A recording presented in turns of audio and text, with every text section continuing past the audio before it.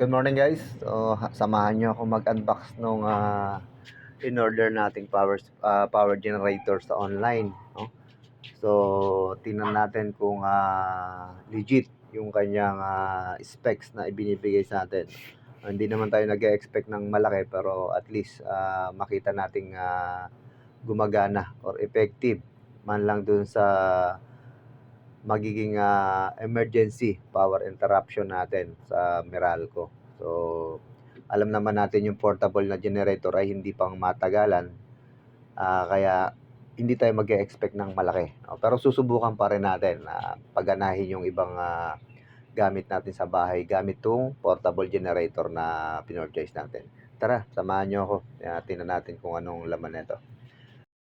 Habang binubuksan natin yung box, so tingnan natin kung ano yung mga kasama niya. So nakita natin nagbigay ng freebies si seller ng isang Metro, isang magnetic level bar. Then may kasama na rin itong mga utilities niya, yung pantanggal ng spark plug para kung sakaling magkaroon ng problema yung spark plug, madali mo siyang matatanggal at saka maikakabit. Then syempre yung kanyang manual, yung user's manual na napaka-importante sa atin. Kailangan natin siyang basahin muna bago natin siya gamitin. Okay?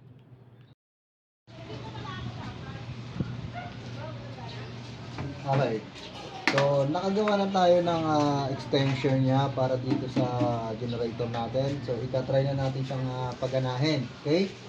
So, itong plug ay kasama itong unit natin. So, dinugtungan lang natin ng wire at saka ng outlet. So, dito natin siya itatap.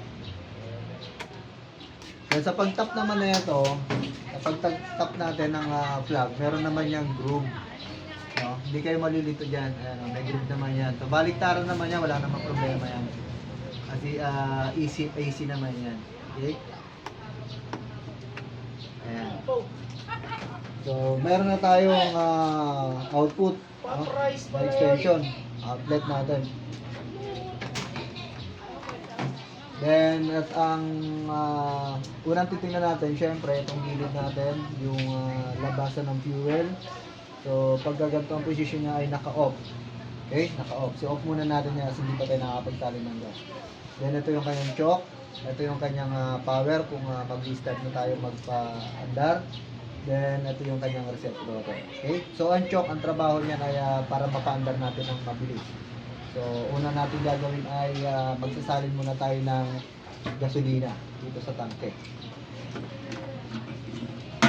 Okay, so ang binili natin gasolina ay silver or unleaded, no? Unleaded gas.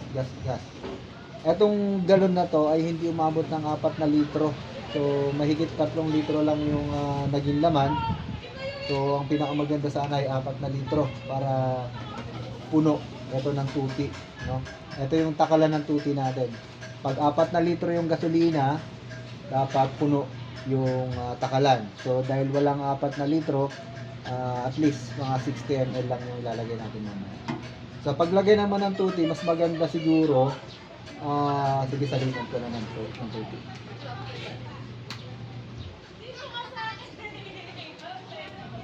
Okay, 60 ml tayo. Alright. Tapos, eto, pagkalahati ng gas natin, saka natin ubuhos yung tuti, no? Para maganda yung mixture niya. So, magsalin muna tayo ng kalahati ng gasolina.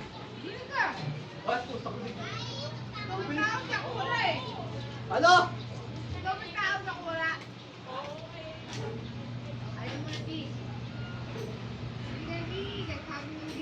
Yun, nakalahati na. Then, pasok natin tong tuti.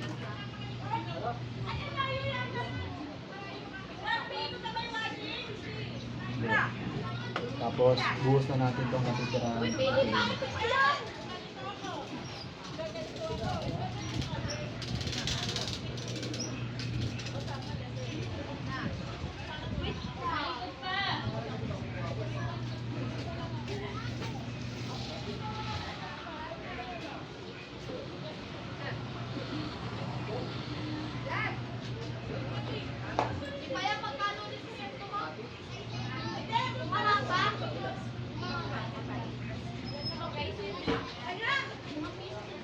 Then, takpan natin.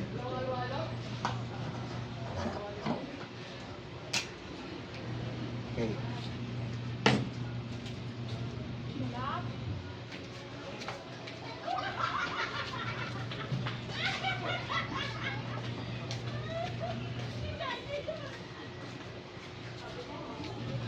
So, naisali na natin yung gasolina at saka ang tuti dito sa tangke.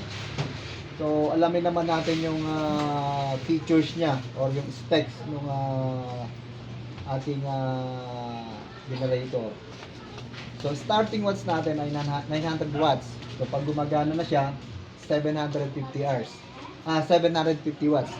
Ngayon, yung time duration niya or yung oras ng paggamit niya ay 4 hanggang 6 na oras. Okay? So, para ma-maintain natin yung 6 na oras na yon, siyempre hindi natin ilo-load yung buong 750 watts. So, kailangan mga 375 watts lang yung appliances na gagamitin natin para tumagal yung 6 na oras. Ngayon, kung lalagpas kayo ng 6 na oras, ng 375 watts, makukonsume yung 750 watts, so pwedeng tumagal lang ng 2 hanggang 4 na oras kasi masusunog na ng gusto yung gasolina natin. Siyempre habang dumadami yung load, lumalakas din yung andar ng makina. Then pagka ito ay ng gas, naubusan ng gas, kailan ba natin ulit pwedeng paandarin? So pwede natin paandarin to pagka naubusan ng gas, palalamigin muna siya ng 15 to 20 minutes bago natin siya i-operate ulit. So, ganun yung tamang paggamit ng unit na to. Okay? So, tara, subukan natin paandarin yung generator natin. So, make sure lang na yung outlet natin ay walang didikitan, kahit ano. Siyempre, para maiwas yung shortage natin. Tapos, pag napaandar natin, magpapagana tayo ng electric fan. Tapos mamaya try natin yung welding machine kasi mas kailangan ko to sa pag-welding. Lalo sa mga remote area. So buksan natin yung gas. On natin. Then yung switch natin ay on natin. Then choke tayo. Tapos full tayo ng ating parang kickstart.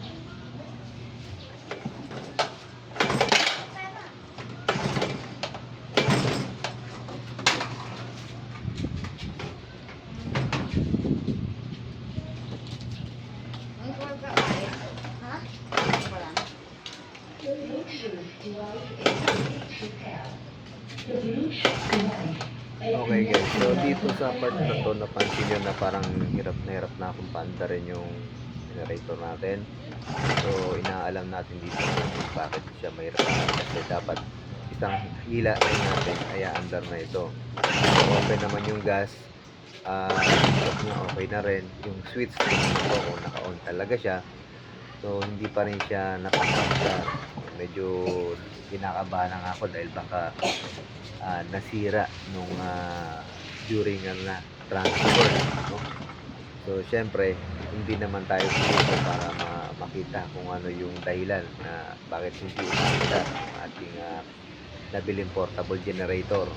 So para maiwasan na rin natin yung pagsoli doon sa seller. So hindi ko natin itong video para malaman nyo na hindi lahat ng nabibili natin online ay ganun ka-smooth siyang pagganahin. So makikita naman natin siguro sa dulo kung paano siyang paandarin. So tingnan natin kung paano ko siya mapapaandar.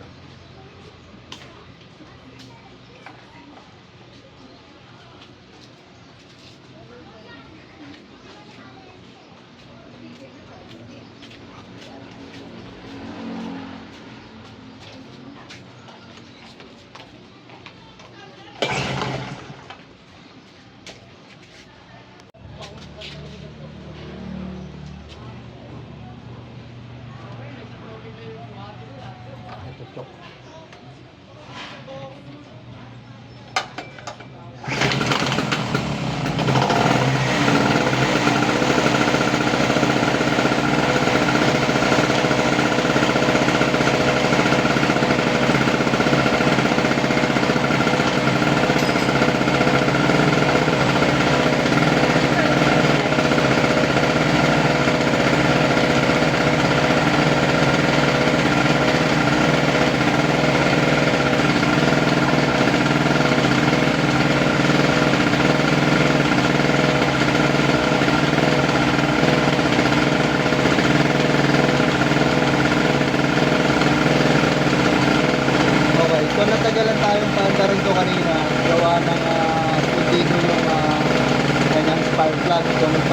tayo ng spark plug.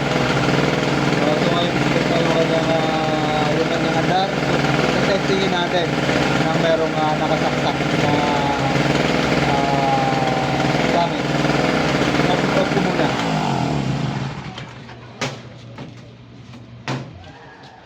Okay, itatap na natin yung extension natin.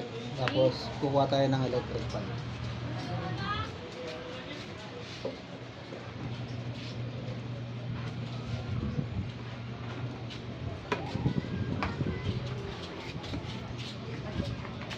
Ilang watts? 65 lang. 65. Bubu. Okay, sulayin natin ng konti.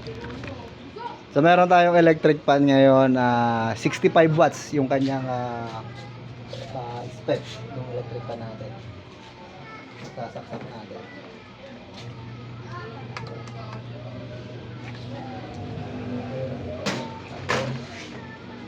Paanda rin natin. On, choke, then pull the trigger.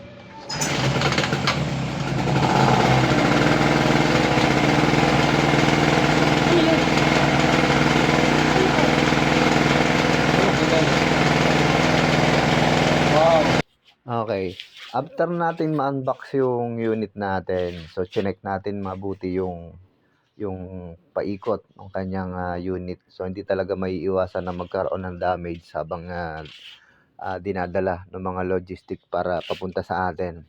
So minimal lang naman yung damage. Nagkaroon ng kupi yung kanyang cover nung hindi ko alam yung tawag, yung inihilaan natin ng motor. So konting kupi, tapos may konting basag yung cover nung pinaka cylinder head nung motor natin, pero hindi naman naka-apekto dun sa makina. Pero ang pinaka-importante, yung 900 watts na generator natin, may magagamit na tayo pang emergency. Hindi na tayo magpapaypay pagka nagkaroon ng emergency brownout sa lugar natin.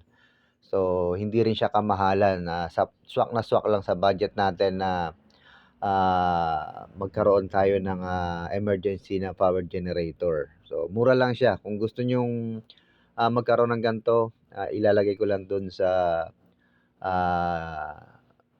yellow basket natin, then place order na lang po kayo. Salamat.